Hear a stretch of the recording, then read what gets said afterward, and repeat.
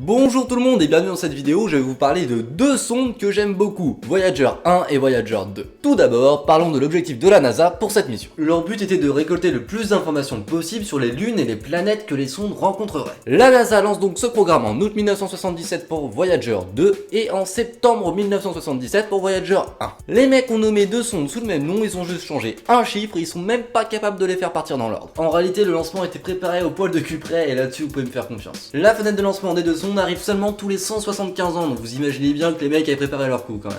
Ils les ont pas envoyés au pif ces sondes, ils ont choisi la bonne fenêtre de tir ou fenêtre de lancement, selon le terme que vous préférez, leur permettant de faire des économies de carburant et en plus leur permettant d'avoir une bonne vitesse pour les sondes. Clairement les économies de carburant ça n'a pas vraiment trop intéressé la NASA. C'est toujours intéressant bien sûr, ça fait un bonus, mais c'est pas pour ça qu'ils ont choisi cette fenêtre de tir. C'est surtout que toutes les planètes du système solaire étaient sur leur trajectoire. Je sais pas ce que vous en pensez mais quand ta mission principale c'est de récolter le plus d'informations possible sur le plus de planètes et de lunes possible, eh bien vaut mieux en croiser le plus possible justement. Le souci c'est que depuis le temps, elles sont parties bien loin de nous. Et elles ont aussi fini leur mission principale car elles sont en théorie sorties du système solaire. Oui je dis en théorie parce qu'il y en a beaucoup qui ne le pensent pas.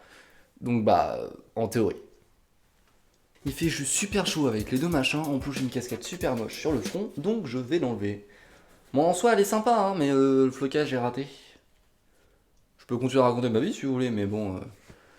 Ouais non en fait ça fait chier tout le monde. La NASA sachant bien que ces sondes allaient finir par sortir du système solaire car c'était aussi prévu pour ça, eh bien ils les ont équipés d'un disque doré. Un disque doré un petit peu à la façon de Pioneer 10 et 11. Je sais pas si vous voyez ce que c'est, je vous en parlerai plus tard dans une prochaine vidéo. Ce disque est censé nous décrire nous, les humains, pour que d'autres personnes qui puissent trouver ces sondes et donc ce disque puisse arriver jusqu'à nous. Tout en espérant qu'une civilisation trouve ce message et le décrypte, il dit. Vous m'excuserez mais là c'est quand même assez long donc on va le faire comme ça parce que si je le retiens tout ça va être chiant en fait pour moi. Et non en fait je pense qu'à ma gueule, c'est pas grave, je le lis là. Nous essayons de survivre à notre temps, ainsi nous pouvons vivre dans le vôtre.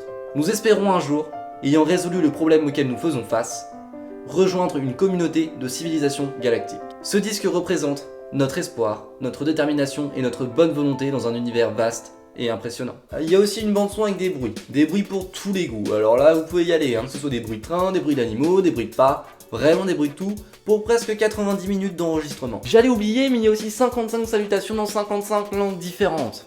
Bah oui, des fois qu'ils parleraient de congolais, on sait jamais. Non, parce que théoriquement, si jamais déjà ces sondes ont le miracle de tomber sur une autre forme de vie, je ne suis pas sûr qu'elles parlent réellement 55 langues qui seraient communes aux nôtres. Ou ne serait-ce qu'une qui serait commune aux nôtres. Ça leur suffirait à comprendre le message. Mais je suis vraiment pas sûr qu'elles puissent en parler au moins une qui serait la même que la nôtre, vu que c'est nous qui les avons créées, donc théoriquement personne d'autre les connaît.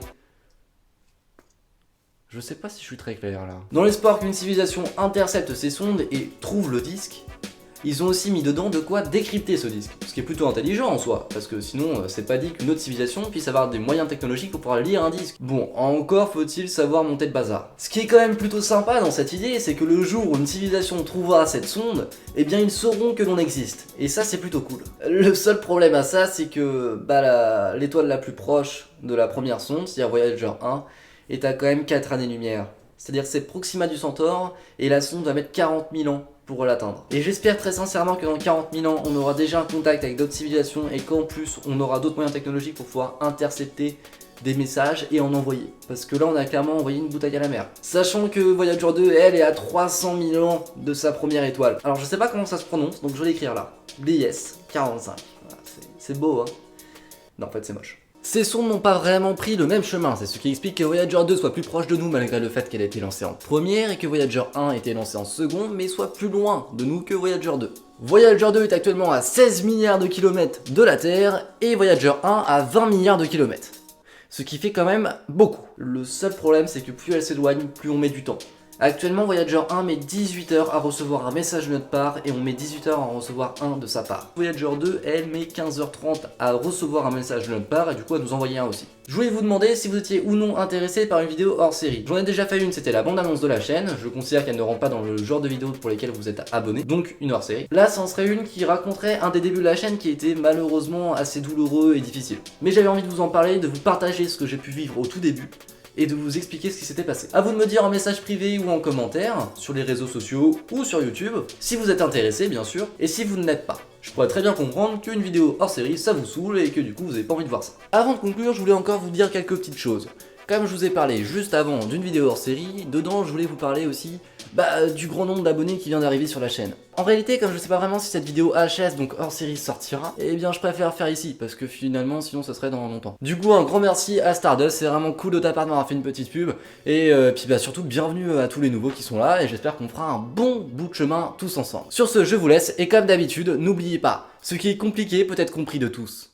Moi je pense que ce que tu pourrais faire de mieux à l'heure actuelle, c'est t'abonner à ma chaîne. Ouais, je pense que c'est ce qu'il y a de mieux. Après, tu peux aussi me rejoindre sur les réseaux sociaux, hein. Facebook, Twitter, tout ça, vas-y. Mais si tu veux vraiment faire un truc bien, abonne-toi. Je pense que c'est la seule solution.